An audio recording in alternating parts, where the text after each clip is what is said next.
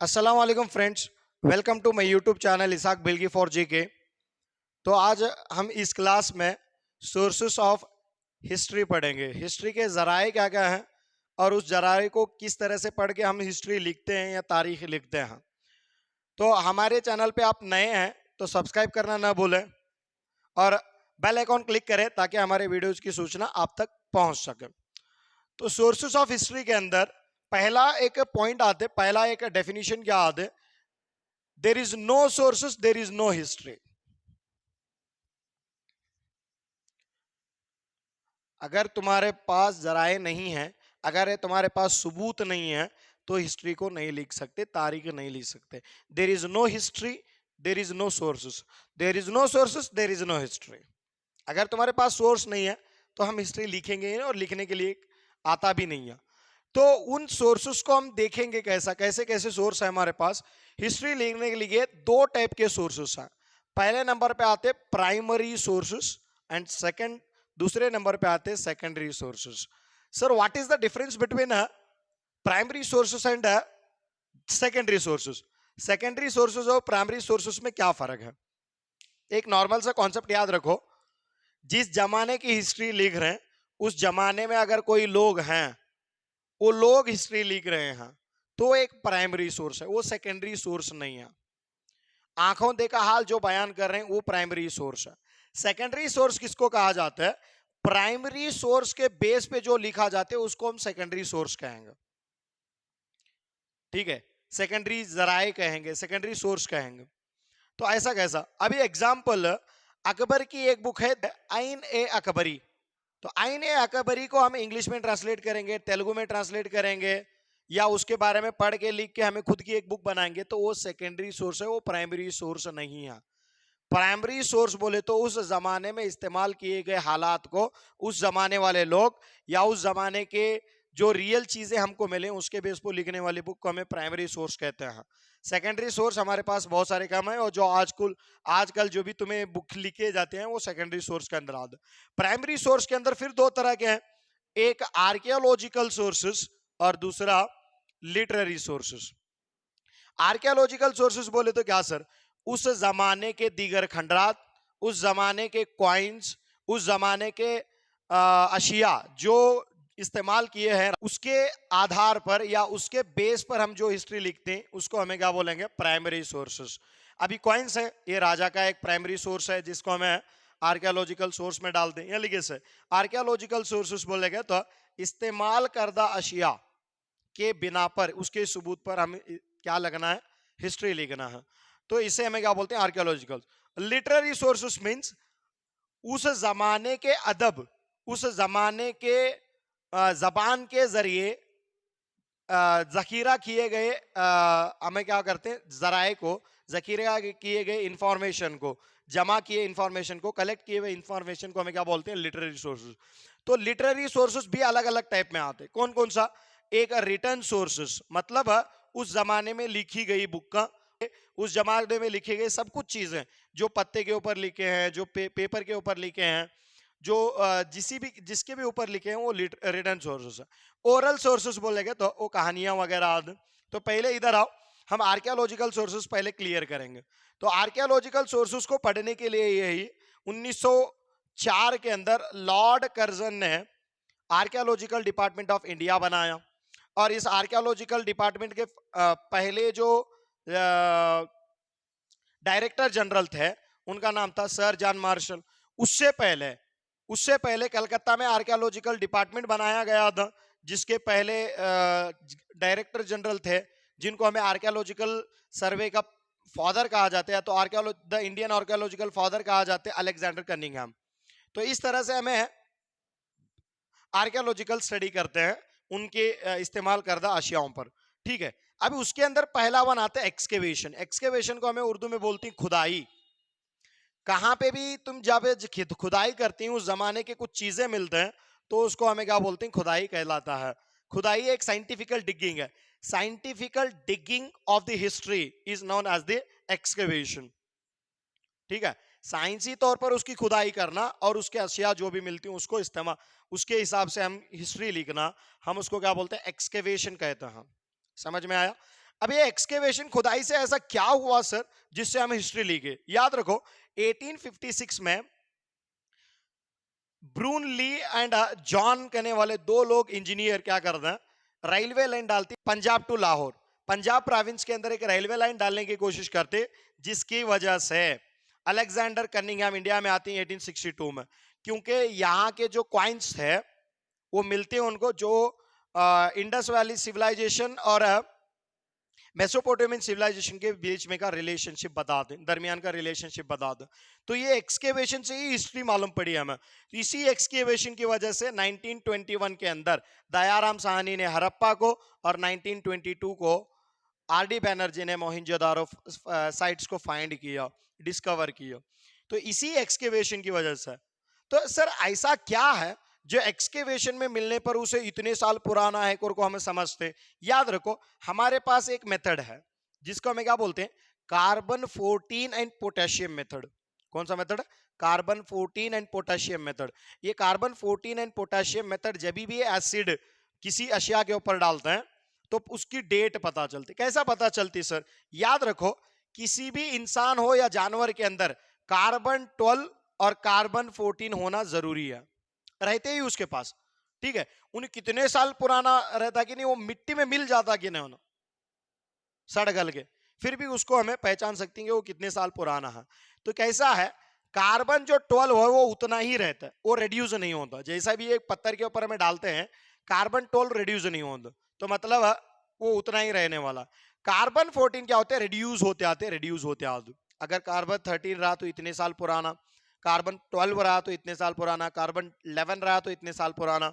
तो ठीक कार्बन 7 आया, कार्बन 12 और कार्बन 7 आया तो समझो कि वो चीज कितने साल पुरानी है, 5700 ईयर्स ईगो पहले की है, 5700 साल पहले की वो चीज है कर को हमें समझते, इसे बोलते हैं हमें कार्बन एंड पोटेशियम मेथड।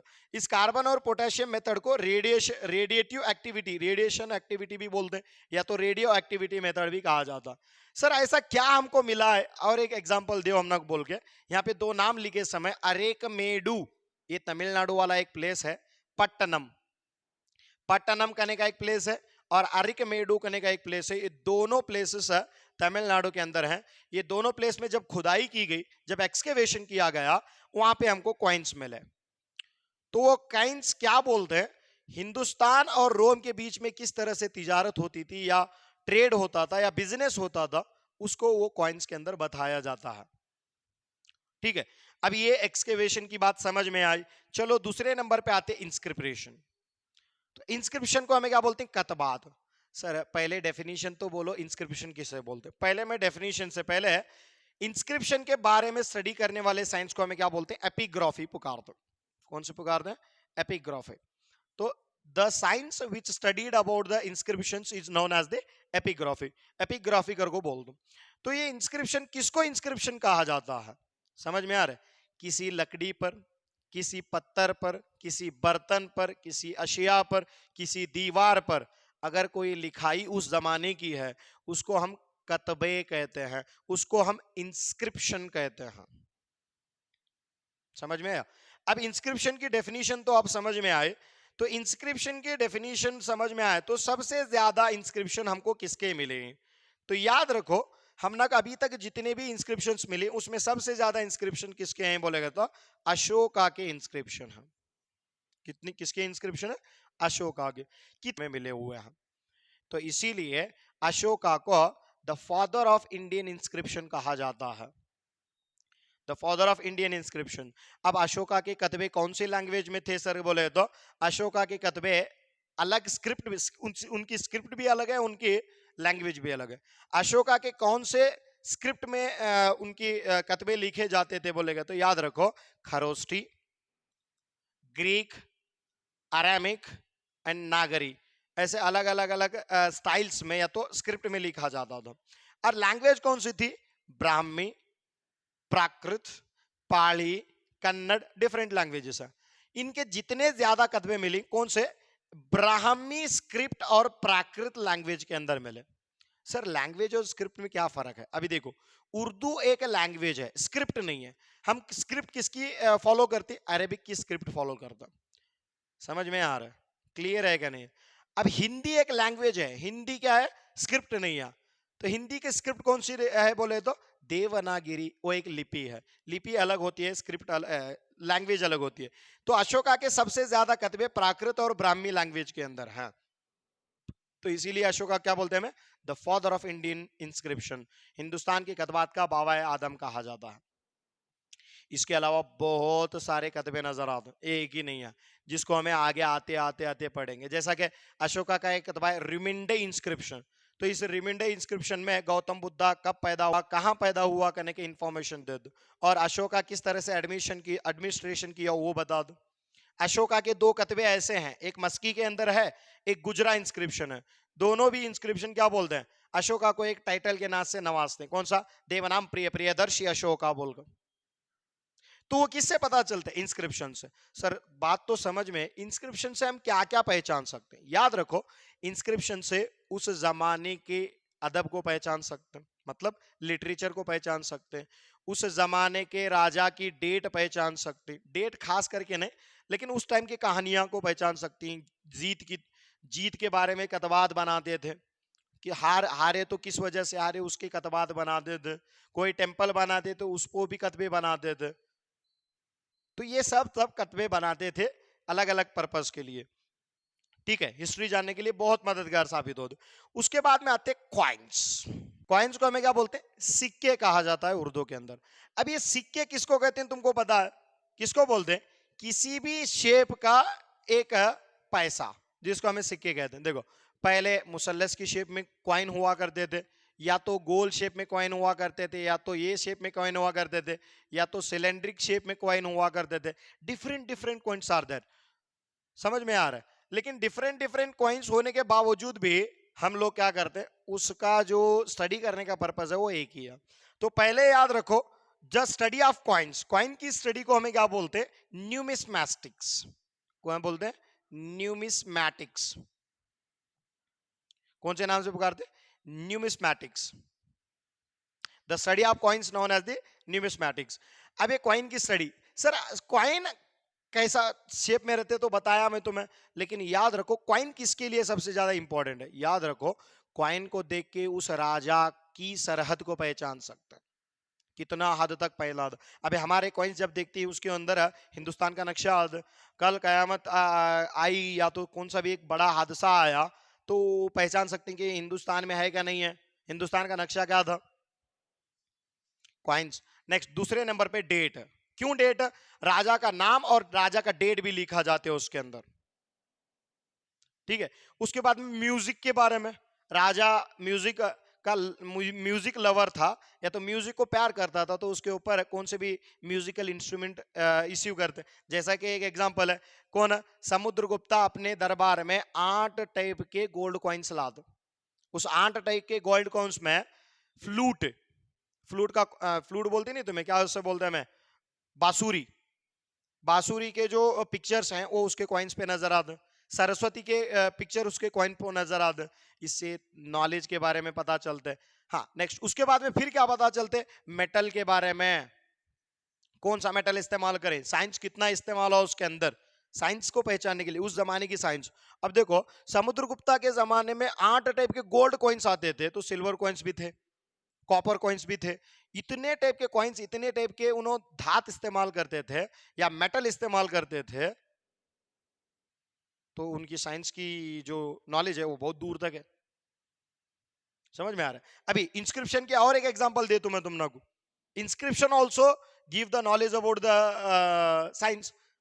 लेकिन सबसे ज्यादा कॉइन्स साइंस के बारे में बता दो, डेट के बारे में बता दो, एरिया के बारे में बता दो।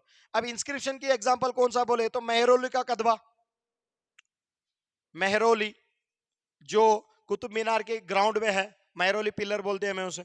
6 टन का, मतलब 6000 किलोग्राम का एक खंबा है। कब?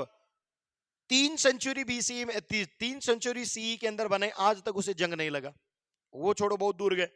बैटल फील्ड का बादशाह कहा जाता है एक तोप को, वो तोप कहाँ पे है? बीजापुर के अंदर है। बीजापुर का जो मुल्क मैदान तोप है उसको बैटलफील्ड का बादशाह कहा जाता है, जंग के मैदान का बादशाह। क्योंकि अगर एक बार उसको लगाया जाता तो 16,000 से भी ज्यादा लोग मरते थे। उसका वजन था 5,500 किलो, जिसे 55 टन हमें कहा जाता है। Just imagine that. तो वो कैसा कॉन्सेप्ट है, क्लियर हो? उसके बाद में आती है मॉन्यूमेंट्स।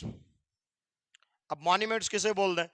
उस जमाने में या तो पिछले जमाने में बनाए गए इमारतों को।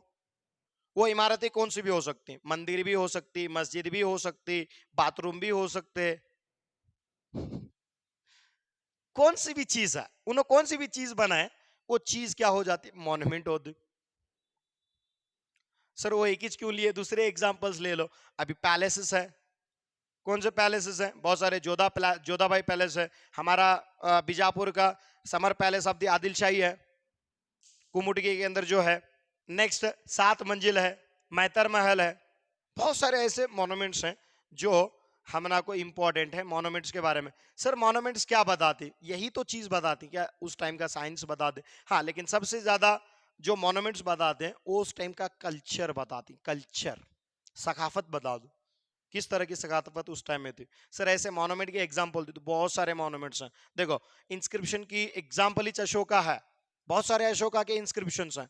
कौन से हैं? थोम्परा इंस्क्रिप्शन है, गुजरा इंस्क्रिप्शन है, बाबरू इंस्क्रिप्शन है, मस्की इंस्क्रिप्शन है, 13th रॉक एडिक्ट है जो कलिंगा की जंग के बारे में बताते। 13th rock edict of Ashoka. Next Sarnath pillars inscription है। बहुत सारे इंस्क्रिप्शंस हैं। कॉइन्स के अंदर लिए तो बहुत सारे कॉइन्स हैं।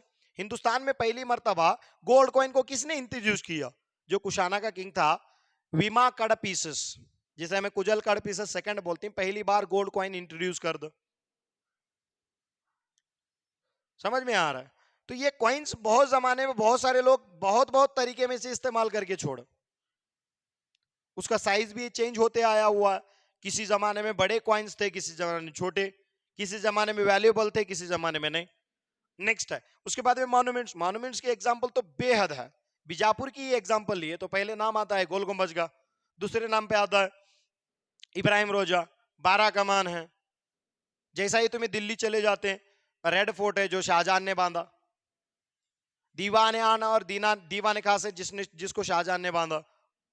सर दीवाने आम और दीवाने खास फतेहपुर सिकरी में है, तो फतेहपुर सिकरी में भी दीवाने आम दीवाने खास है, दिल्ली में भी दीवाने आम दीवाने खास है। दिल्ली में शाहजहां बना दे और फतेहपुर सिकरी के अंदर अकबर बना दो। बहुत सारे मॉन्यूमेंट्स हैं जिसकी एग्जांपल कुतुब मीनार है, जिसको बनाया किसने? कुतुबुद्दीन ऐबक ने, लेकिन उसको कंप्लीट किसने किया? इल्तमश ने कंप्लीट किया। तो यही तो कॉन्सेप्ट है मॉन्यूमेंट में क्या समझते हैं। इससे हमको हिस्ट्री कैसा पता चलती? सर नॉर्मल सा कॉन्सेप्ट है, उस जमाने में कौन सा स्टाइल था मॉन्यूमेंट का। हमारे पास बहुत बारे बहुत बहुत बहुत बहुत बहुत बहुत बहुत बहुत स्टाइल्स है, अलग अलग स्टाइल्स है। कौन कौन से स्टाइल्स हैं? फर्स्ट देखेंगे नागरी स्टाइल आदि, दूसरे नंबर में द्राविडियन स्टाइल आदि, वेसर स्टाइल आदि, इंडो इस्लामिक स्टाइल आदि, राजपूत का स्टाइल आदि। बहुत सारे अलग अलग स्टाइल्स हैं मॉन्यूमेंट्स के अंदर, ठीक है। इसी मॉन्यूमेंट्स के अंदर बहुत इंपॉर्टेंट होने के बावजूद भी इनके बारे में हमें ज्यादा से ज्यादा क्या जान सकते हैं? उस टाइम की कल्चर को जानते हैं।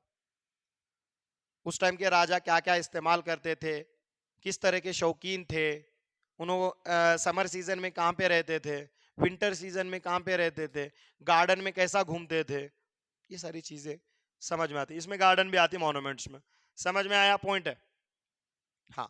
नेक्स्ट अभी क्वाइंस से हमने को ये पता चला, यहाँ पे बेंगलुरु का एक एयरपोर्ट है, बेंगलुरु के एयरपोर्ट के अंदर हमने को कॉइन्स मिलते हैं। वो कॉइन्स रोम के कॉइन्स हैं। तो वो क्या बता दे, पहले जमाने से भी बेंगलुरु में रोम के साथ क्या करते थे? ट्रेड करते थे, बिजनेस करते थे। तो अलग अलग अलग अलग अलग कॉन्सेप्ट्स हैं, ठीक है। अभी चलो इधर आओ, कौन सा? Literary sources. Sir literary source किसे बोलते हैं? अदब बोले तो समझ में आना, या तो वो राइटिंग की शेप में हो या तो बरजबानी आया हुआ हो। जैसा कि गीते हैं, कौन से? महबूब सुभान की 11वीं के, और शादी में गाने के आओ जी माँ चक भरने चावल नहीं मेरे घर में, ये सारे गाने जो थे ये किसके एग्जाम्पल्स हैं? ये ओरल है। समझ में आ रहे? लिटरेरी सोर्सेस, लिटरेरी सोर्सेस बोले तो ओरल भी आती है उसमें, रिटर्न भी आती, कहानियां गाने लिखने को। अभी चलो रिटर्न सोर्सेस। रिटर्न सोर्सेस में दो टाइप्स हैं। रिटर्न सोर्सेस बोले तो क्या, किसी लैंग्वेज की मदद से किसी चीज पर लिखा जाने वाला जो सोर्स है, जरिया है या तो जराए है, उसको हमें क्या बोलते हैं? और रिटर्न सोर्सेस बोलते हैं। समझ में आ रहा है? तो रिटर्न सोर्सेस के अंदर दो टाइप्स हैं फिर, या तो ये पॉइंट याद रख लो, रिटर्न सोर्सेस या पाम लीफ के ऊपर ज्यादा लिखते थे पहले, पाम लीफ, ठीक है, पाम लीफ के ऊपर ज्यादा लगते थे, पत्ते के ऊपर ज्यादा लिखते थे। उसके बाद में कागज मिला, कागज के बाद में कपड़े पे लिखने लगे। जब राजदूत आता था ऐसा कपड़ा ओपन करके पढ़ाता था, देखेंगे नहीं देखे, वो भी दिखाना। तो पेपर तो उतना बड़ा नहीं होता था, कपड़े के ऊपर लिख दे दो, अलग अलग इंग्लिश से। मोर का पंख इस्तेमाल किया जाता था लिखने के लिए। तो वही तो है रिटर्न सोर्सेस। अब ऐसे कौन से थे? देखो उसमें इंडिजियस सोर्सेस, या तो हमें जैसे है नेशनल सोर्सेस बोलते हैं, या तो घरेलू सोर्सेस बोलते हैं। जैसे फॉरेन सोर्सेस, विदेशी, ये देशी है वो विदेशी है, ये ना मैं, हाँ गलत नहीं समझने, तो ये देशी है ये विदेशी है। अब देशी सोर्सेस में कौन कौन आता है? एक चीज, हिंदुस्तान की किसी भी लैंग्वेज के अंदर लिखी गई बुक को हम इंडिजियस लिटरेचर बोलते हैं, और लिखने वाला भी हिंदुस्तानी रहना, जबान भी हिंदुस्तानी और लिखने वाला भी हिंदुस्तानी, ठीक है। नेक्स्ट, यहां पे फॉरेन सोर्सेस, लैंग्वेज भी दूसरी और इंसान भी दूसरा। तब इसकी एक एग्जांपल दो सर, बेहद एग्जांपल्स हैं। अभी फर्स्ट एग्जांपल मैं लेने का, the history, the father of Indian history, Kalhana की बुक, कौन सी? राज तरंगिणी। एक तरफ से है तो भी चल जाते तुम ना। कौन सा? मौर्य खानदान में सबसे बेहतरीन लिटरेरी इंसान कौन था? कौटिल्य, जिसकी बुक थी अर्थशास्त्र। मुद्रा राक्षसा विशाख दत्त का है। मृच्छकटिका शूद्रक की बुक है। बहुत सारी बुक्स है। गुप्ता के जमाने में तो पूरा अमर कोश है, अमर सिम्हा का। पंच सिद्धांत है वराह मिहिर का। बृहद सिद्धांत है वराह मिहिर। आर्यभट्टा, आर्यभट्टियम और सूर्य सिद्धांत करने के बुक्स दे। बहुत सारे बुक्स है, उसकी लिस्ट आउट करने के लिए टाइम मिनिमम उसके लिए एक अलग क्लास लगेगी इंशाल्लाह। मैं उसे अगली वीडियो में देखेंगे। फिर अगर आप इंटरेस्टेड रहेंगे तो कमेंट सेक्शन में बताओ, इंशाल्लाह पूरे बुक्स लिस्ट आउट करेंगे जो एक एक डायनेस्टी में नजर आ दो। उसके बाद में हर्षवर्धना की बहुत सबसे इंपॉर्टेंट बुक कौन सी? हर्षवर्धना के दरबार में रहने वाला बाणभट्टा, जिसकी बुक का नाम है हर्षचरित। ये सारी चीजें क्या है? ये इंडिजियस सोर्सेस है। अब फॉरेन सोर्सेस में कौन आते सर? फॉरेन से आने वाले लोग। फॉरेन से कौन आते? अब्दुल रजाक आते, अब्दुल रजा के रिटर्न्स। सुलेमान आते, सुलेमान के रेटिंग्स। मार्को पोलो आते, मार्को पोलो की एक बुक है मार्को पोलो दी वेनिस, या तो मार्को पोलो दी ट्रेवलिंग हिस्ट्री।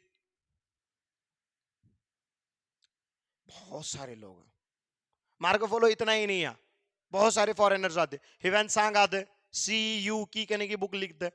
फाहियान आते, घोको की कहने की बुक लिखते। इत्सिंग आते, इत्सिंग के रेटिंग्स हैं, तीनों भी चाइना के लोग हैं। मार्को पोलो इटली का इंसान है। अब्दुल रजाक और सुलेमान पर्शिया के रहने वाले हैं। बहुत सारे फॉरेनर्स हमारे पास आते, उनके उसको हमें फॉरेन सोर्सेस कहा जाता है, ठीक है। अब ये फॉरेन सोर्सेस ये समझ में आए सर। हम ना को ओरल सोर्स के बारे में थोड़ा बोलो। ओरल सोर्स में कौन कौन आते हैं? फोक सॉन्ग्स हैं, क्लासिकल सॉन्ग्स हैं, जनपद गीत है, मोहर्रम के गीता हैं, लावणी है, लेजेंड्स हैं। सर ये लेजेंड्स बोले तो क्या? देखो लेजेंड्स बोले तो एक ओरल सोर्स है। लेजेंड्स बोले तो क्या, हमें हर एक चीज को लेजेंड करने का वर्ड इस्तेमाल करते हैं, मतलब उसको लिखा नहीं गया उसकी तारीफ। उसकी तारीफ हमारे बाप दादाओं को याद थी, उनके बच्चे याद करे, उनके बच्चे के बाद में हमें याद कर रहा। अभी टीपू सुल्तान का जो शेर चीरने का जो किस्सा है वो एक लेजेंड है। संगोली रायण्णा, उसके बारे में लेजेंडरी डॉक्यूमेंट्स बहुत सारे हैं। नेक्स्ट सिंदूर लक्ष्मण, इसके बारे में भी बहुत सारे लेजेंड्स हैं। हलग अली बेडास, संज्ञा एंड बाल्या, हमें संज्ञा बाल्या तो हों क्यों कितने पेटेंट दोस्त हैं बोलते तुम लोग, वो हिस्टोरिकल नेम्स हैं संज्ञा एंड बाल्या, they are leaders of the अलग अली बेडास, तो उनके बारे में लेजेंड्स हैं, लेजेंड्स बहुत सारे हैं। जनपद गीते तो बहुत बहुत सारे भर भर को भरे। तो मोहर्रम के गीत हैं, ए हुसैन करबला के मैदान में गए, वो अलग अलग टाइप के गाने गाते हैं हम। तो ये सब हमें किसके अंदर आते हैं, ओरल सोर्सेस के अंदर नजर आते हैं। तो यही तो हिस्ट्री है, इन बेसिस पे ही तो हिस्ट्री लिखा जाता। अगर यही चीज नहीं पता है, देखो जब भी तुम्हें आर्कियोलॉजिकल सोर्स पढ़ते हैं, तुमको कार्बन 14 और पोटेशियम का मेथड जरूरी याद होना चाहिए, क्योंकि वही carbon potassium and carbon 14 and potassium का जो मेथड है, वही तो डेट फिक्स करेगा, वही तो डेट शो करेगा किस तरह से उसे खोद के बाहर निकाले, दीगर खंडरात कहां कहां पे हैं। तो यहाँ पे एक्सकेवेशन है, इंस्क्रिप्शन है, क्वाइंस हैं, मॉन्यूमेंट्स हैं, कितने तुम्हें ये वीडियो देखने के बाद में स्टार्ट कर छोड़ो, क्या काम स्टार्ट करना है हमें, एक्सकेवेशन में अभी तक कौन कौन से चीजें हमें मिले, इंस्क्रिप्शन कौन कौन से इंपॉर्टेंट हैं। तो इन्हीं के ऊपर तो टीईटी के ऊपर क्वेश्चन, टीईटी के अंदर क्वेश्चन होता। इंस्क्रिप्शन कितने, बहुत सारे इंस्क्रिप्शन हैं, सिर्फ अशोका इतने इंस्क्रिप्शन नहीं है। अभी कर्नाटका में आओ, हलमिडी इंस्क्रिप्शन है जो कन्नड़ा का सबसे पहला इंस्क्रिप्शन है, उसके बाद में तालगुंडा इंस्क्रिप्शन है जो संस्कृत का सबसे पहला इंस्क्रिप्शन है, कर्नाटका में बहुत है। उसके बाद में बादामी इंस्क्रिप्शन है, कप्पे अरभटा इंस्क्रिप्शन है, ऐवल्ले इंस्क्रिप्शन जो ऐवल्ले की मेगुती टेम्पल के अंदर लिखा गया है। तो इंस्क्रिप्शन बहुत सारे हैं, कौन से राजा उसे इश्यू करे, कैसे करे, कलेक्ट करो बैठ के। तो इसी तो बोलते हैं हमें स्मार्ट स्टडीज। हर कुछ भी यहाँ पे पढ़ाया नहीं जाता, तुम्हें भी बहुत सारा स्ट्रगल करना चाहिए। नेक्स्ट अभी कॉइन्स हैं, अलग अलग जमाने में अलग अलग टाइप के कॉइन्स आते हैं। नेक्स्ट है अलग अलग मेटल्स के भी, पहले पत्थर के कॉइन बनाए जाते थे, इंडस वाली सिविलाइजेशन में मिट्टी के कॉइन्स बनाए जाते थे। जैसा ही वैदिक सिविलाइजेशन आया, थोड़े मेटल्स इस्तेमाल होने लगे, लोहे के कॉइन्स बनाए, अलग अलग अलग अलग अलग आते। कुशाणा के दौर में तो पहला गोल्ड कॉइन बनाया गया कुजल कडपीसस, या तो हमें कुजल कडपीसस सेकंड है, या तो विमा कडपीसस के नाम से जानते। ठीक है, उसके बाद में मॉन्यूमेंट्स हैं, मॉन्यूमेंट्स मौर्यन डायनेस्टी में से स्टार्ट होते हैं। सर मौर्य का क्या मॉन्यूमेंट है, सांची जो स्तूपा है हिंदुस्तान का सबसे बड़ा स्तूपा है, जिसको अशोका ने बनाया, मध्य प्रदेश में है। तो वो सांची स्तूपा है, बहुत सारे स्तूपास बना दे। याद रखो अशोका 80,000 से भी ज्यादा स्तूपास बना दे। क्यों, Ashoka converted into Buddhism, Ashoka Buddhism में कन्वर्ट होते, इसीलिए उन्हें क्या करते 80,000 से भी ज्यादा स्तूपा बना दो। और ह्यूएन सांग खुद अपनी बुक में लिखते कि कर्नाटका के चालुक्य के दौर में 10,000 स्तूपास यहाँ पे बनाए गए थे। नालंदा यूनिवर्सिटी है, नालंदा यूनिवर्सिटी को तो गुप्ता लोग बनाए थे, उसे आगे बढ़ाए किसने, तो बुद्धिस्ट लोग ही बनाए। मूर्तियां बने कर्नाटक में, बहुत सारे मूर्तियां भी हैं। अभी श्रवण बेळगोला की जो मूर्ति है चाउंडराया ने बनाया। चाउंडराया एक प्राइम मिनिस्टर था गंगा की डायनेस्टी में, राचमल्ला फोर्थ के दरबार में। अपनी मां के याद को क्या करते, गुम्मटेश्वर की विग्रह बनाते, गुम्मटेश्वर की स्टैचू बना दो, जिसे हमें बाहुबली की स्टैचू कहते हैं।